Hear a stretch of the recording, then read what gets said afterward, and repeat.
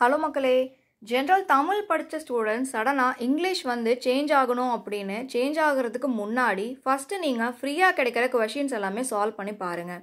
நம்ம வந்து English and Tamil ரெண்டுமே லாங்குவேஜ் பொறுத்த வரைக்கும் டிஎன்பிஎஸ்சியில் டிஃப்ரெண்ட் ரோல்ஸ் வந்து ப்ளே பண்ணுது. இப்போ சிலபஸ் மாற்றினதுக்கப்புறம் ரெண்டோட வெயிட்டேஜுமே ஈக்குவலாக தான் இருக்குது. ஸோ தமிழ் கஷ்டம், இங்கிலீஷ் ஈஸி, அந்த ஒரு ஆங்கிளில் இப்போ நம்ம அப்ரோச் பண்ண முடியாது. ஸோ தயவு செஞ்சு ஃப்ரீயாக கிடைக்கிற கொஷின்ஸ் எல்லாமே ஃபஸ்ட்டு வந்து அட்டன் பண்ணுங்கள். நம்ம டெலகிராம் சேனல்லையே ஜெனரல் தமிழுக்கும் இங்கிலீஷ்க்கும் கொஸ்டின்ஸ் வந்து கொடுத்துருக்கோம். இதெல்லாம் நீங்கள் நிறைய ஒர்க் அவுட் பண்ணி பார்க்கும்போது தான் எது உங்களுக்கு வந்து ஈஸியாக ஸ்கோர் பண்ண முடியும் அப்படிங்கிறத தெரிஞ்சுக்க முடியும். ஸோ லாங்குவேஜ் பேப்பரில் ஸ்கோர் பண்ணுறது ரொம்ப ரொம்ப ரொம்ப இம்பார்ட்டண்ட். இந்த ஸ்கோரிங் உங்களுக்கு 90 and 95 இருந்தால் மட்டும்தான் ஜிஎஸ் அண்ட் மேக்ஸை நம்ம பேலன்ஸ்டாக கொண்டு போயிட்டு சர்வீஸ் வந்து எடுக்க முடியும். ஸோ எது பண்ணுறதா இருந்தாலுமே கிளியராக வந்து ப்ராக்டிஸ் பண்ணிவிட்டு அதுக்கப்புறம் டெசிஷன் வந்து எடுங்க.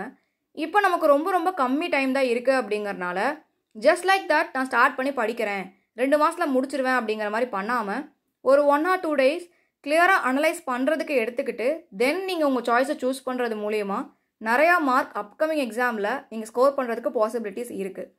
தமிழே நான் கண்டினியூ பண்ணுறேன், நான் வந்து இப்போ ஸ்கோர் கம்மியாக போட்டுட்டேன், அப்கமிங் எக்ஸாமில் ஜாஸ்தி போடணும், அதுக்கு டிப்ஸ் சொல்லுங்கள் அப்படிங்கிறது நெக்ஸ்ட் வீடியோவில் நம்ம வந்து பார்க்கலாம். தேங்க்யூ.